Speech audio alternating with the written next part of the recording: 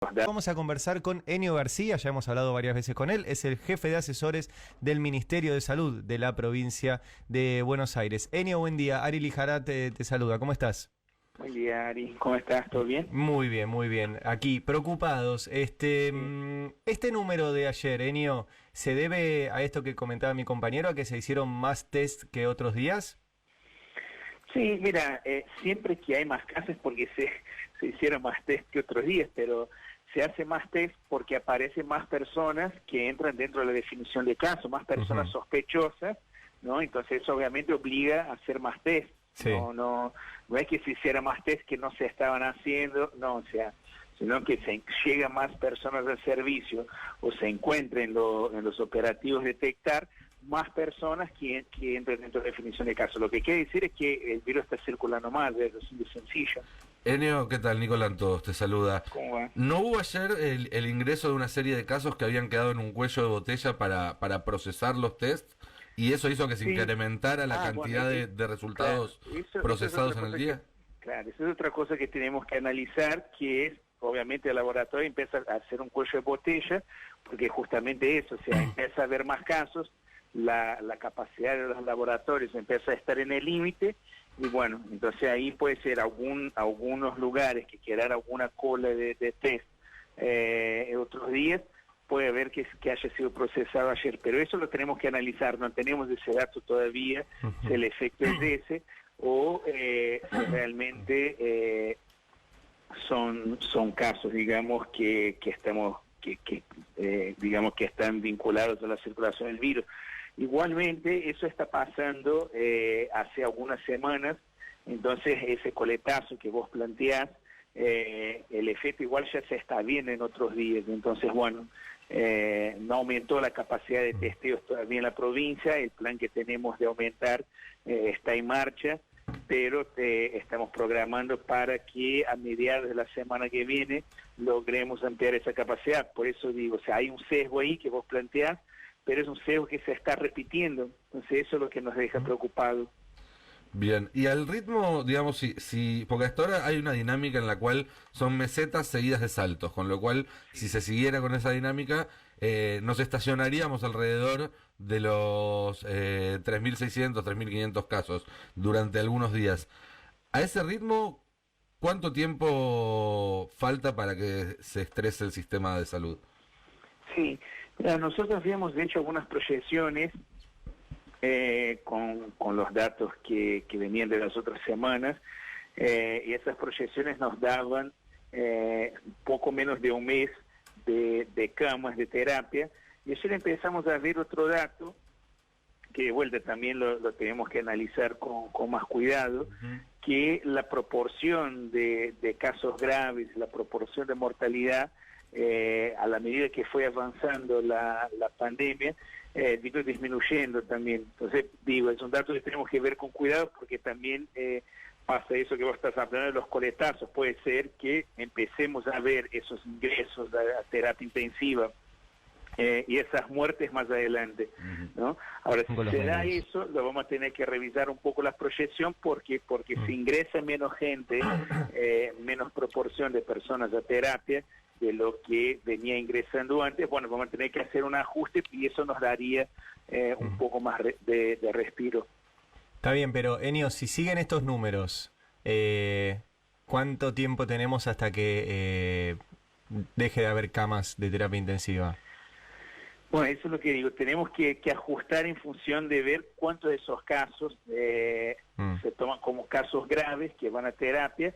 Si sin hacer el ajuste, básicamente se sigue esos números, si no logramos bajar la circulación, si no funciona el efecto de la cuarentena que se planteó, en 2 semanas más o menos podríamos llegar a tener una saturación. Ya tenemos hospitales que tienen camas al 100% de ocupación, otros con 90%, en promedio tenemos un 56% en el área del conurbano, pero bueno, si los números siguen, con, digamos, insisto, ¿no? Con las proyecciones que hacíamos, con una proporción específica de más o menos 3,5% de la proporción que teníamos de infectados que terminaban en terapia. Sí. Lo que estoy diciendo es que los datos que estamos analizando nos está indicando que es un poco menos, que nos llega al 2%, pero por eso insisto, tenemos que ajustar y ver con esos ajustes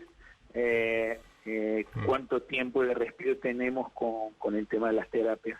Bien. Enio, ¿están cruzando los datos con la circulación de personas, el transporte en estos días de la nueva cuarentena?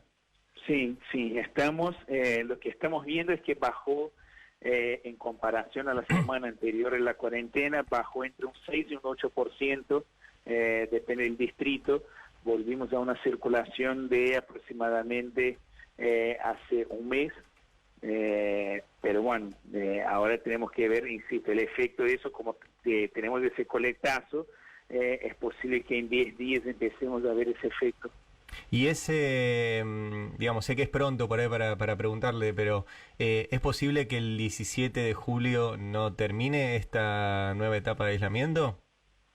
Sí, yo creo que todo es posible. O sea, lo que tiene que pasar es que la información que se va juntando y se va analizando puede estar analizada no solo desde la provincia de Buenos Aires, pero junto con el gobierno nacional y con la ciudad de Buenos Aires, y en función de eso ver qué pasa, qué alternativas tenemos, si se flexibiliza algunos rubros, si no, me parece que hay como una cierta necesidad de saber, ¿no? Y está muy bien qué va a pasar después del 17 de julio, pero bueno, me parece que nada, hay que esperar, hay que analizar, hay que ver si lo que está pasando es, bueno, nada, aumentó la circulación del virus y como la circulación de gente bajó poco, no vamos a sentir el efecto, o si es un poco como plantearon ustedes, bueno, el efecto todavía de ese coletazo y de la saturación de los laboratorios, todo eso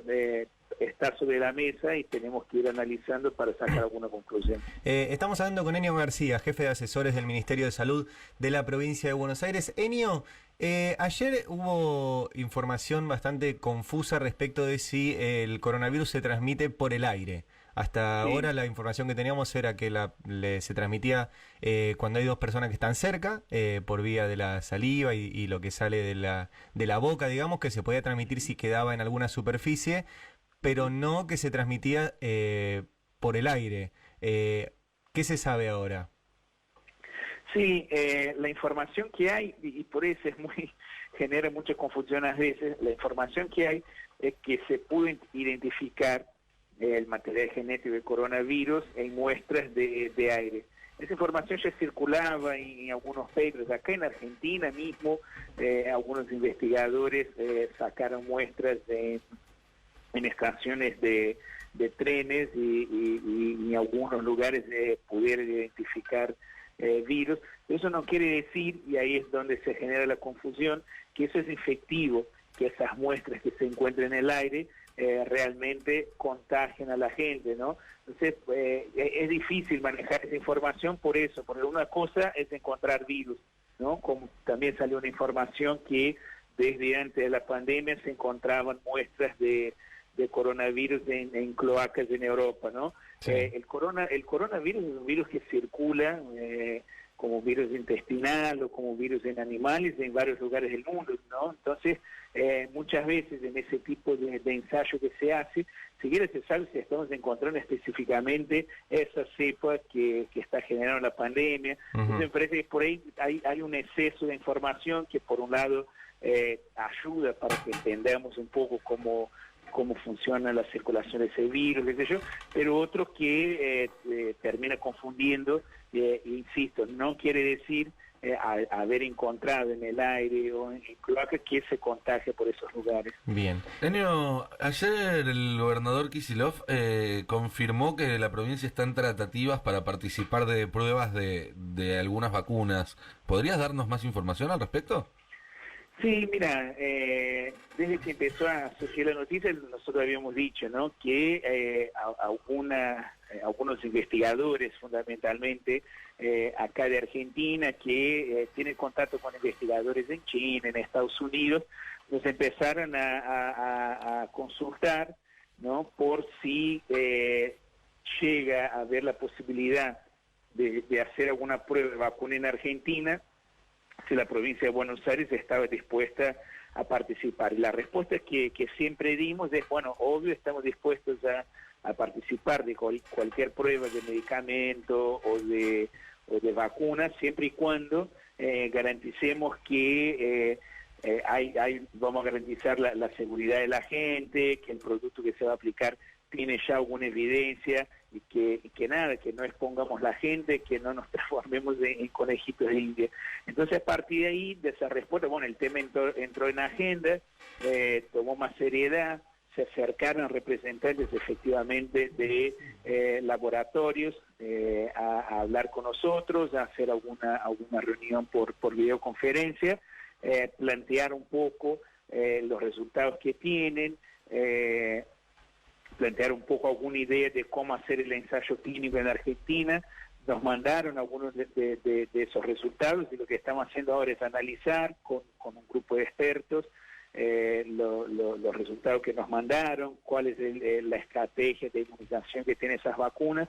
Estamos haciendo ese análisis y bueno, seguramente cuando lo tengamos vamos a reunirnos de vuelta con esos investigadores, con esos laboratorios y plantear nuestra posición. O sea, estamos en esa etapa todavía de analizar qué es lo que nos están ofreciendo.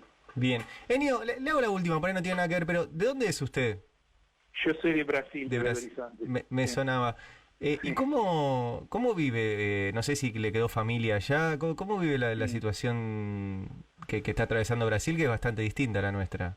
Sí, la verdad que me genera mucha tristeza, mucha angustia, porque uno está acá trabajando y con toda la dificultad ve que es posible evitar lo que no se está evitando en Brasil. O sea, claramente lo que se ve es una irresponsabilidad tremenda del gobierno brasileño, la verdad que no ha puesto nada, quedó todo en manos de los gobernadores de los estados de allá, ¿no? Que sería lo similar a las provincias. Sí. Y bueno, los lugares que tenían más recursos, que pudieran comprar respiradores, que pudieran buscar una respuesta, más o menos fueron zafando, justamente los estados más pobres, con menos capacidad de respuesta, como los del noreste del país, sufrieron muchísimo y la están sufriendo todavía. Entonces nada, produce mucha tristeza, mucha sensación de impotencia y por ahí bronca también, ¿no? De que, bueno, la gente haya puesto una persona así conduciendo el país, que se va a hacer. Ojalá que quede como una lección también, ¿no? Enio, como siempre, muchas gracias por atendernos aquí en el Destape Radio. Y gracias por el trabajo. Un abrazo, chao. Chao. Enio García, jefe de asesores del Ministerio de Salud de la provincia de Buenos Aires. 7 de la mañana, 28 minutos.